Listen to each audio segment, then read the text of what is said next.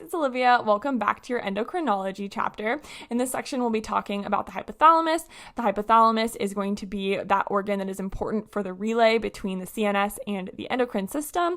We'll talk about the embryology and the function of the hypothalamus. Then we'll do a rapid review of the RAS and ADH system, which will prepare us nicely when we talk about the syndrome of inappropriate ADH secretion. Of course, ADH is going to be produced by the hypothalamus, and we'll talk about the pathology, the presentation, and the treatment for the inappropriate secretion of ADH. We'll then talk about another ADH-related pathology, diabetes insipidus.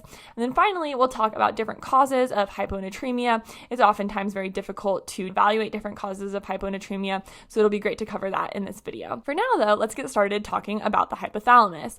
So the hypothalamus is going to be an incredibly important part of the endocrine system, but also part of the central nervous system. So highly likely that you'll get tested on this either under a neuro question or under an endocrine question. So great to be familiar for both of those reasons there. So first, where does our hypothalamus come from? Well, it comes from the forebrain. Well, if you remember over here, we have these three parts of our brain that evolved during embryology. We have the prosencephalon, or the forebrain. We have the mesencephalon, or the midbrain, or the rhombencephalon, the hindbrain. And for the purposes of this video, we'll talk about the prosencephalon because that is what is going to give rise to the telencephalon, and the telencephalon will in turn give rise to parts of the cortex, or those higher areas of your brain. And then the diencephalon, what we're concerned about here, the diencephalon is going to be that little part that is going to give rise to the thalamus and the hypothalamus. So we have our forebrain that gives rise to the diencephalon, which in turn gives rise to our hypothalamus. So why is our hypothalamus so important?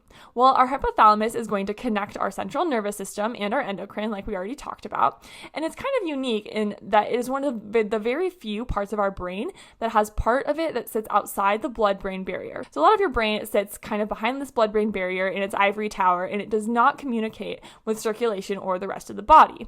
The hypothalamus, however, does, and that is going to allow it to have this really unique role in which it is monitoring the levels of different hormones in your circulation and is going to be able to respond in real time to those changes because it sits partially outside of the blood-brain barrier.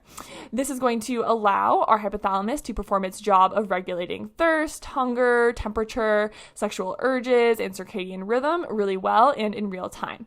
But how does our hypothalamus regulate all of these different complex body systems? Well, it primarily does so through the regulation of the release of different hormones from the anterior and posterior pituitary. So a lot of times when the hypothalamus shows up in our different hormonal pathways, you're going to see a direct line from the hypothalamus directly to the anterior and posterior pituitary. It's kind of the boss of the pituitary. And that's going to be one of its main functions, which you can see as we go through several of the different hormones that it secretes. So the first hormone we'll talk about is thyrotropin release hormone. If you look over here, thyrotropin releasing hormone is the first one on your diagram. And thyrotropin release hormone is going to go directly to the anterior pituitary and cause the release of thyroid stimulating hormone. This, of course, causes the thyroid to release T3 and T4, which will exert their effects throughout the body, controlling temperature, metabolic rates, have some potential changes on circadian rhythm, and exert all of those effects through that way. The next hormone we'll talk about is GnRH, or gonadotropin releasing hormone. So gonadotropin releasing hormone is also going to be released by the hypothalamus. It is going to again go directly to the anterior pituitary and this time stimulate the release of luteinizing hormone or follicle stimulating hormone. These hormones will then in turn cause the release of testosterone or estrogen, and testosterone and estrogen are going to be your sex hormones, right? So this is going to be how the hypothalamus is going to regulate sexual urges, some sexual development, and exert control over that pathway. Next, we'll talk about corticotropin releasing hormone. And corticotropin releasing hormone, again, no big surprise, is going to go directly to the anterior pituitary, cause the release of adrenocorticotropic hormone, which will then cause the adrenals to release cortisol. Cortisol is that fight or flight hormone, but it's also going to have some important effects on our hunger and metabolic systems as well. So a very important hormone that allows the hypothalamus to exert a lot of downstream effects through its control of this system. The next hormone that the hypothalamus really is responsible for is growth hormone releasing hormone, and growth hormone releasing hormone, no big surprises there, is going to go to the anterior pituitary once again, cause the release of growth hormone.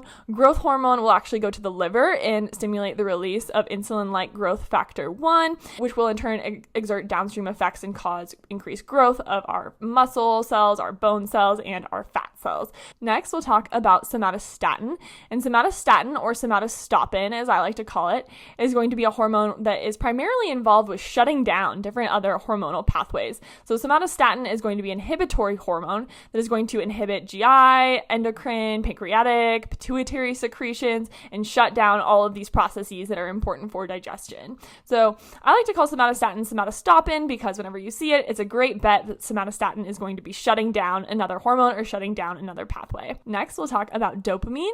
Dopamine is going to regulate movement, is going to be important for memory, reward motivation, so another important function of our hypothalamus there, that it secretes dopamine. Now, our last two hormones that we'll talk about are a little bit different in that they're actually secreted by the hypothalamus, but they are stored in the posterior pituitary. So oxytocin and ADH are both secreted by the hypothalamus, they're made by the hypothalamus, but they live in the posterior pituitary, and their release from the posterior pituitary is what is going to determine their concentration in circulation.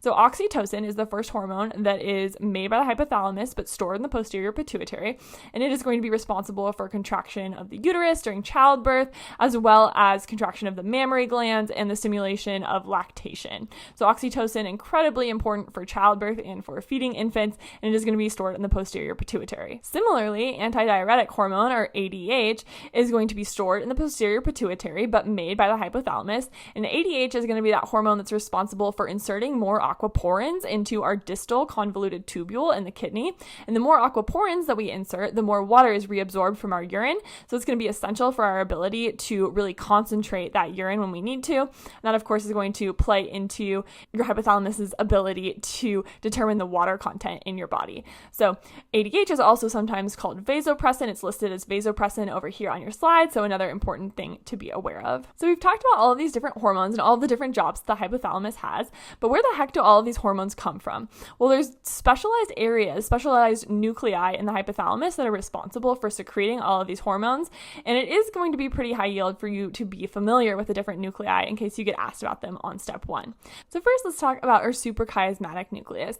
And our suprachiasmatic nucleus, located over here on your diagram, is going to be important for regulating sleep. So our suprachiasmatic nucleus is going to secrete norepinephrine, and this norepinephrine is going to stimulate our pineal gland. If you can see our pineal gland over here, it's this pea-sized gland located on the posterior aspect of our third ventricle, and the pineal gland secretes melatonin, which of course is going to help regulate our sleep-wake cycle. This melatonin is what's going to make you sleepy. It's sold in a lot of supplement stores. It's become very popular lately as a sleep aid, but this is your body's natural way to regulate sleep. And because our suprachiasmatic nucleus is so involved with sleep regulation, you can imagine that if it's damaged, this might lead to a pathology like insomnia, dysregulation of sleep. So good to keep that in mind as they might ask you about what happens when it's broken on step 1. Our next nuclei that we'll talk about is going to be our supraoptic nucleus. And our supraoptic nucleus, if you look right over here, is going to be responsible for synthesizing oxytocin and ADH, and they're going to be in part synthesized by our supraoptic nucleus.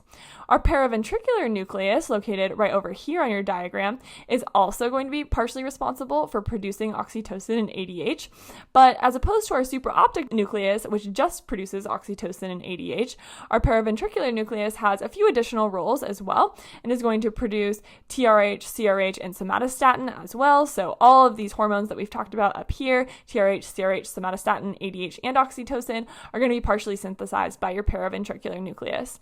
Next, we'll talk about your lateral nucleus, and your lateral nucleus actually is not imaged on your diagram. However, it is going to be important for regulating hunger. So if our lateral nucleus was damaged, you might have something like aphasia, you might have aversion to food and not be able to eat. So important to keep that one in mind as well, as it might show up in a board's question.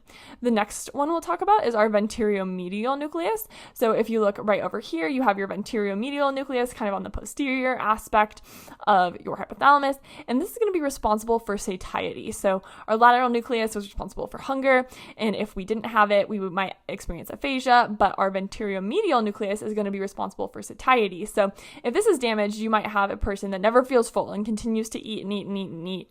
This sounds a lot like Prader-Willi syndrome, but I do want to clarify that there is actually more evidence to indicate damage to the paraventricular nucleus in Prader-Willi syndrome, so just a point of clarification there. Next, let's talk about our anterior nucleus. And our anterior nucleus, if you look over here, it is located very anterior on your hypothalamus, and it's going to be responsible for cooling. And it exerts its cooling effects through parasympathetic innervation, which will be important as a contrast to our posterior nucleus. nucleus, which exerts its heating effects through sympathetic innervation. I always think about calming and cooling through the anterior nucleus, which is parasympathetic, and then when you're really ramping up through that sympathetic innervation, that's where you'll get your heating response. So of course, if your anterior nucleus was damaged and you weren't able to exert cooling effects on your body, you might get some hyperthermia, inability to cool down. Whereas in contrast, your posterior nucleus, that one that is responsible for heating through the sympathetic innervation, if that one was broken, you might have an inability to heat up. So you might get hypothermia. The next nuclei that we'll talk about is the preoptic nuclei. And if you look over here, we have a medial preoptic nuclei and a lateral preoptic nuclei. I don't think it's incredibly important that you are able to differentiate between these two. I think it's pretty low yield, but our preoptic nuclei themselves are important because they produce GnRH, and they're also involved with thermoregulation and sleep regulation. So they have a diversity of functions here, and they're also most likely the primary site for GnRH creation within our hypothalamus. Next, we'll talk about our arcuate nucleus.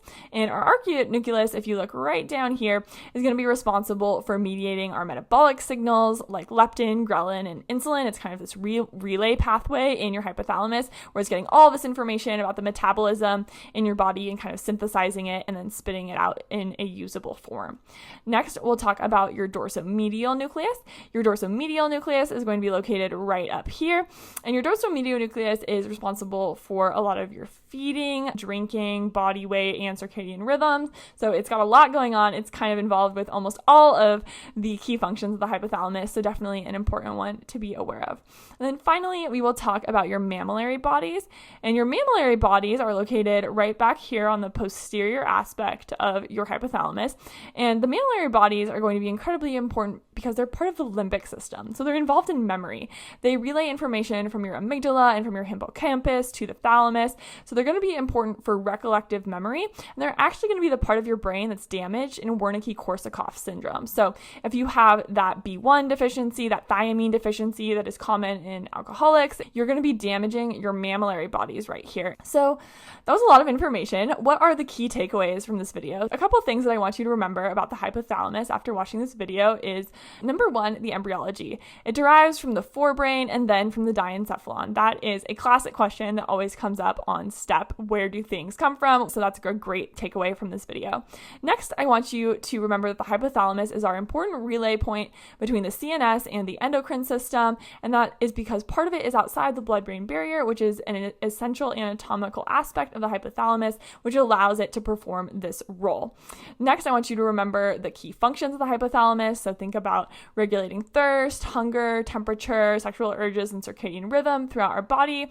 And remember that the hypothalamus does this largely through its control of the anterior and posterior pituitary. And then all of the nuclei that we talked about, it is a lot of memorization, unfortunately, but it is likely that these do come up on STEP, so I would highly recommend reviewing this before taking step 1.